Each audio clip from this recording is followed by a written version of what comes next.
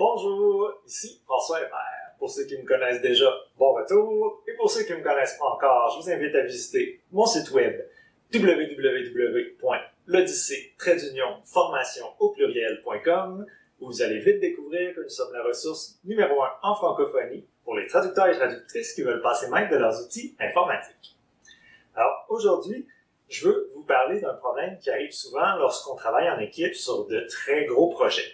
Par exemple, on a un document de 50 000 mots, 100 000 mots sur un sujet sur lequel on n'a pas beaucoup de fiches terminologiques ou, par exemple, le client n'en a fourni aucune.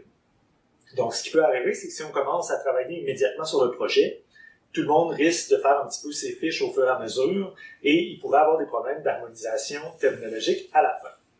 Donc, une solution possible, c'est d'utiliser la fonction de dépouillement terminologique de Logiterm pour créer des fiches avant même de commencer la traduction. Alors, voici comment procéder. Donc, une manière de procéder à l'aide de Logiterm, c'est le dépouillement terminologique. Donc, le dépouillement terminologique, ce que ça fait, c'est que ça va parcourir tout le texte et il va me sortir une liste de suggestions de termes. Donc, on va voir qu'est-ce que ça donne avec un document unilingue français que j'ai créé. Donc, j'ajoute le document à dépouiller. Je fais suivant. D'accord. Je lance le dépouillement. Et vous allez voir ici, voilà toute la liste que Logiterm me suggère. Donc, on voit ici style rapide, mise en forme, bloc de construction. Alors, évidemment, c'est pas toutes ces suggestions-là qui vont être des termes, mais selon l'algorithme de Logiterm, c'est des suggestions plausibles. Donc, il a enlevé tous les mots vides, les articles, etc. Donc, une fois que j'ai cette liste-là, je peux cliquer dessus. Admettons, style rapide, je vais faire une fiche avec ça. Donc, je clique sur transférer le terme, afficher les contextes. Donc, en dessous, il m'affiche tous les contextes dans lesquels il a trouvé style rapide. Donc, je peux aller voir les phrases. Et ici, je peux faire mes fiches terminologiques. Donc, style rapide en anglais, ça serait Quick Style. Je pourrais mettre domaine, ensuite informatique, source, Microsoft, par exemple.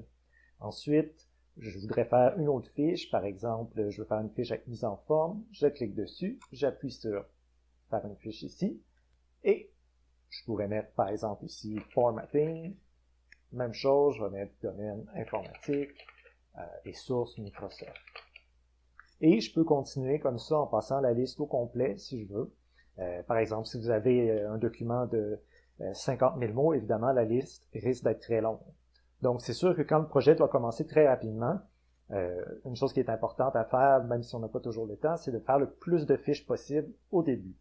Donc, de cette façon-là, tout le monde commence avec la même terminologie. Donc, ça, c'est préférable car ça évite que tout le monde fasse des fiches terminologiques, chacun de leur côté. Donc, une fois que j'ai terminé ces fiches-là, admettons que j'aurais terminé, je clique sur la petite disquette pour enregistrer le document de fiche. Donc, je peux vider ça ici et j'affiche le document de fiche.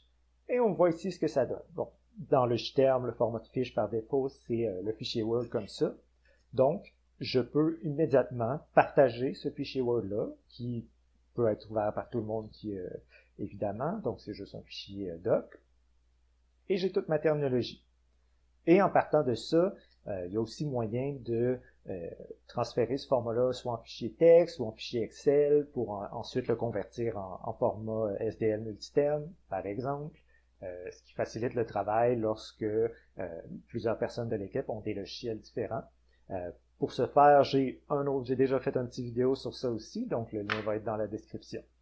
Alors voilà, c'était pour la capsule d'aujourd'hui. J'espère que ça vous a été utile et sur ce, je vous souhaite une bonne journée.